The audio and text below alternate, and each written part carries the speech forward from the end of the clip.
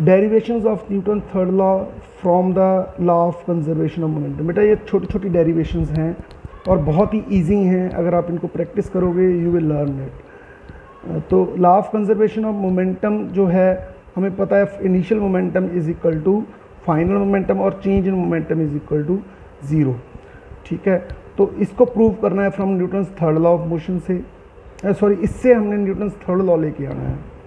तो अगर कोई सिस्टम है उसमें दो बॉडीज़ का मोमेंटम है P1 P2 और वो कोलाइड करती हैं, सेम सिचुएशन है जो लास्ट डेरिवेशन में थी, उसका अपोजिट है ये डेल्टा टी टाइम के लिए वो करती हैं आपस में कोलाइड करती हैं। अब according to law of conservation of momentum जो change in momentum first plus change in momentum second, ये टोटल चेंज इन मोमेंटम जो है वो आएगा 0। That means delta P1 is equal to minus delta P2। अब कितने टाइम के लिए कांटेक्ट हुआ है, जहाँ दोनों तरफ से डेल्टा टी से डिवाइड कर दो, तो it will delta P1 over delta t is equal to minus delta P2 over delta t. That is rate of change of momentum in 1 is equal to rate of change of momentum of the body 2.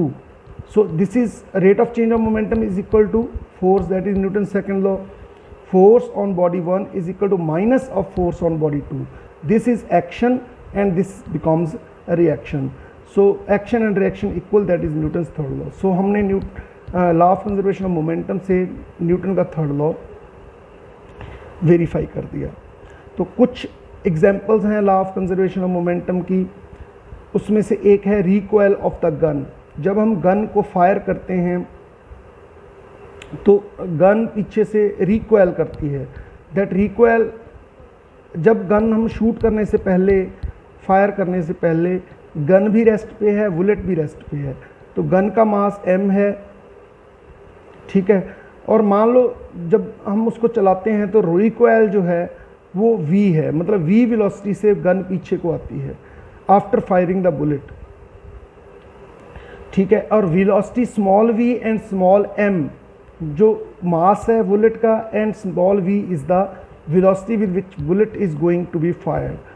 So but अब देखो initial momentum क्या था bullet और gun का 0, final momentum mass into velocity that is of the gun that will be backward, m into v that is bullet का momentum जो कि forward है, दोनों का सम क्या आएगा 0 according to law of conservation of momentum. क्योंकि इनिशियल मोमेंटम 0 था तो फाइनल भी 0 होना चाहिए। इससे हम रिकॉइल निकाल सकते हैं। अगर हमें मास ऑफ द बुलेट पता है, गन का मास पता है, कितनी वेलोसिटी से बुलेट जा रहा है ये हमें पता है, तो हम we can calculate the recoil of the gun. This is the application of law of conservation of momentum. कोई बोट पे पर्सन है, वो जंप करता है किनारे की तरफ, तो बोट जो है वो पीछे को सरक जाती है। जब हम चेयर पे खड़े होकर अगर जंप करें तो चेयर पीछे को जाएगी। That is the example of law of conservation of momentum. एक स्पेसशिप में अगर एक एस्ट्रोनॉट को कहीं जाना होता है एक जगह से दूसरी जगह तक, तो वो स्पेसशिप की वॉल को पुश करता है और उसकी रिवर्स डायरेक्शन में चलता है। That is also the example of Newton's law of conservation of momentum. So बेटा law of conservation of momentum हो या Newton's third law of motion हो, their examples are almost same.